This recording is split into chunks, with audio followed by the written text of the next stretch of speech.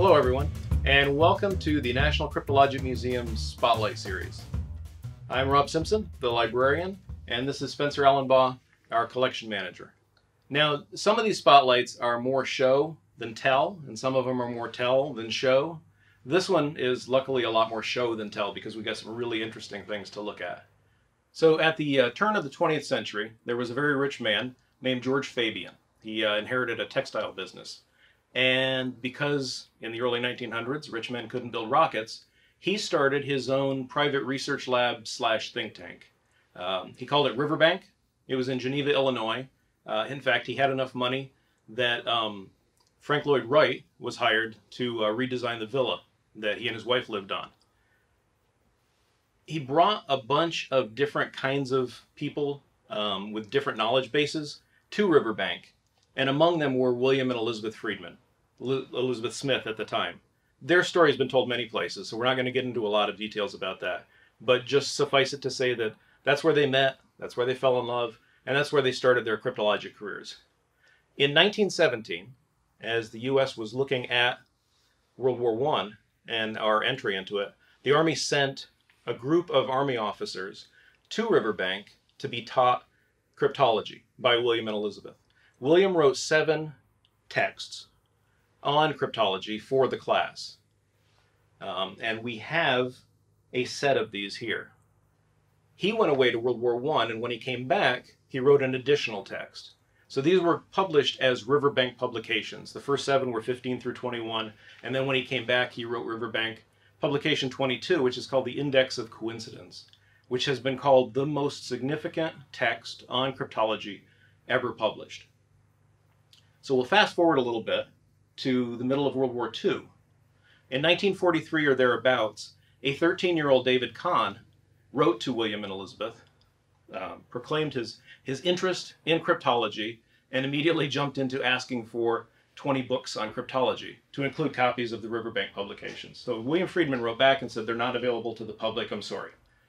Kahn, as a very interested teenager, kept writing, and Friedman kept writing back. So they established a relationship. In 1947, Kahn wrote back to William Friedman and said, I got my hands on copies of the Riverbank publications. If I sent them to you, would you autograph them for me? And so Friedman wrote back and said, of course I would. How did you get them? Now this is where the story gets kind of cool for me personally as the librarian, because we have David Kahn's letters. We have the letters he received from William Friedman, but not the letters he sent to William Friedman. So I have Friedman's letter saying, oh, that's really interesting. Of course I'll sign them. Where did you get them? And then I have a following letter saying, oh, that's a fantastic story. So we contacted Melissa Davis at the George Marshall Library. She's the librarian there. And they luckily had copies of those letters. And so I've got photocopies of these letters here. And I just want to read a couple of excerpts from them. So the first letter was, so like I said, 1947, would you do me the favor of autographing several books on cryptology? Friedman wrote back, incidentally, I would like to know where you obtained them. I didn't know them to be available for the open market. And Friedman also said, do you mind telling me approximately what they cost you? He was curious to know what they were worth because he had his own copies. And so Kahn wrote back and said they were bought from a member of the American Cryptologic Association, and they cost $75, and it was his graduation present. His parents asked him what he wanted for graduation. He said, this is all I want. And so Friedman was impressed by that, and he said, any young man who is so engrossed with the subject of cryptography as to prefer having a copy of certain publications in that field over having a $75 gadget of one sort or another deserves something better than a typed copy of those publications. So what Kahn had actually bought was a typewritten manuscript, a copy of them, not actual copies of them themselves. Only a few hundred of each one were printed at the time. So William Friedman, out of his own collection, sent David Kahn a full set of the originals with introductions written inside the covers, where he explained a little background on the writing of each one. That's cool. It really is. And so we received these from David Kahn when he donated his collection to us. They stayed in a relationship. There were times when it was friendlier and less friendly because David Kahn could be very well, he was a journalist. And so he liked asking questions, and he liked asking for things. And so there were times when William's health wasn't great, and Elizabeth didn't appreciate David's intrusion into their lives. But these copies are very rare, and it's just amazing to have them. The 15th, in the letter that Friedman wrote initially, saying that I will send them to you, he didn't send him a copy of 15 because there were only a few of those in existence.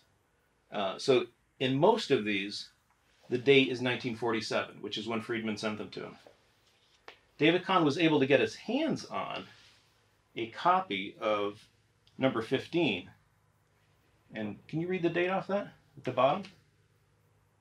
Over here. 1962. Yeah, so David Kahn was able to find a copy in 1962, and he sent it to William Friedman, and William Friedman autographed that one too. So I want to read a couple of the comments in the front covers of these.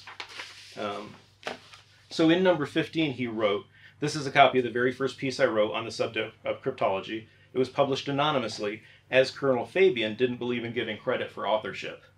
Well, Fabian did believe in giving credit, but Fabian's name is the name that's in every one of these.